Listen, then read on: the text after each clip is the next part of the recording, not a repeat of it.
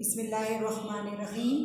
السلام علیکم ورحمۃ اللہ وبرکاتہ۔ عزیز طالبات، اردو کی کلاس نمبر 1 میں نے آپ کو اردو کی کتاب، کاپی اور تحریری کام کا مکمل تعارف بیان کر دیا تھا۔ آئیے آج باقاعدہ اپنے سبق کا آغاز کرتے ہیں۔ آپ کی کتاب کی فہرست میں 2 طرح کے اجزاء موجود ہیں، ایک نظم اور دوسرا نثر۔ نظم اور نثر کا فرق سب سے پہلے جان لیتے ہیں کہ یہ کیا ہوتی ہیں۔ ان دونوں کا بنیادی فرق یہ ہے کہ نظم اشعار کی شکل میں ہوتی ہے، جبکہ نثر عبارت اور جملوں کی صورت میں ہوتی ہے۔ نظم میں قافیہ اور ردیف ہوتے ہیں۔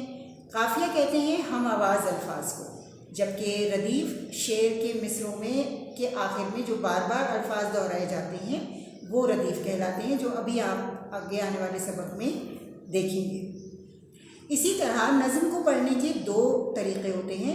ایک طریقہ ہے تحت اللفظ۔ تحت اللفظ سے مراد یہ ہے کہ نظم کو نثر کی طرح جو ہے وہ پڑھا جائے، اور دوسرا طریقہ ہے ترنم سے، یعنی لے سے پڑھا جائے، جیسے کہ آپ عموماً اپنے اسکول کے پروگرام وغیرہ میں پڑھتے ہیں، ٹھیک ہے۔ تو اور نثر جو ہے وہ ہمیشہ عبارت کی صورت میں ہوتی ہے، جملوں کی صورت میں ہوتی ہے، ٹھیک ہے۔ تو مجھے امید ہے کہ آپ کو ان دونوں باتوں کا جو فرق ہے، دونوں چیزوں کا فرق جو ہے وہ سمجھ میں آ گیا ہوگا۔ آئیے حمد سے ہم آج کے سبق کا آغاز کرتے ہیں۔ آپ کی کتاب کے صفحہ نمبر 5 پر نظم حمد موجود ہے۔ حمد اس نظم کو کہتے ہیں جس میں اللہ تعالیٰ کی تعریف بیان کی جائے۔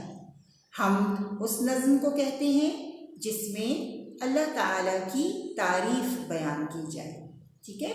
آپ کی کتاب میں جو نظم موجود ہے اس کے شاعر جو ہیں وہ ہیں رئیس فروغ۔ کیا نام ہے؟ رئیس فروغ، ٹھیک ہے۔ اب میں آپ کے سامنے نظم جو ہے وہ تحت اللفظ میں اس کی بلند خوانی کروں گی، تو آپ جو ہے وہ غور سے سنیے گا تاکہ آپ کو پتہ چلے کہ اس میں موجود جو الفاظ ہیں ان کو کس طرح سے ادا کیا جاتا ہے۔ دیکھیے کتاب کا صفحہ نمبر 5۔ یا الہی تو خدا سب کا ہے، تجھ کو منظور بھلا سب کا ہے، سارے عالم کو بنایا تو نے، اپنی قدرت سے سجایا تو نے، بیج سے پیڑ اگانے والا، پیڑ سے بیج بنانے والا، رنگ پھولوں نے تجھ ہی سے پائے، سب پہ ہیں تیرے کرم کے سائے، سارے پنچھی تیرے گن گاتے ہیں، جھونکے رحمت کے چلے آتے ہیں، اے خدا برتر و بالا تو ہے، سب کا ہی پالنے والا تو ہے، تو دو عالم پہ نظر رکھتا ہے،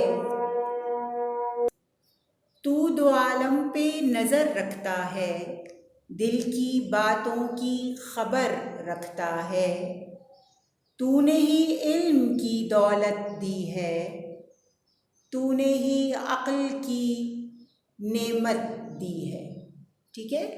یہ دیکھ لیجئے، آپ نے یہ نظم دیکھی جس کے شاعر کا نام جو ہے وہ رئیس فروغ ہے۔ امید ہے کہ آپ کو اس میں موجود تمام الفاظ کی ادائیگی کا جو فرق ہے وہ اچھے سے سمجھ میں آ گیا ہوگا۔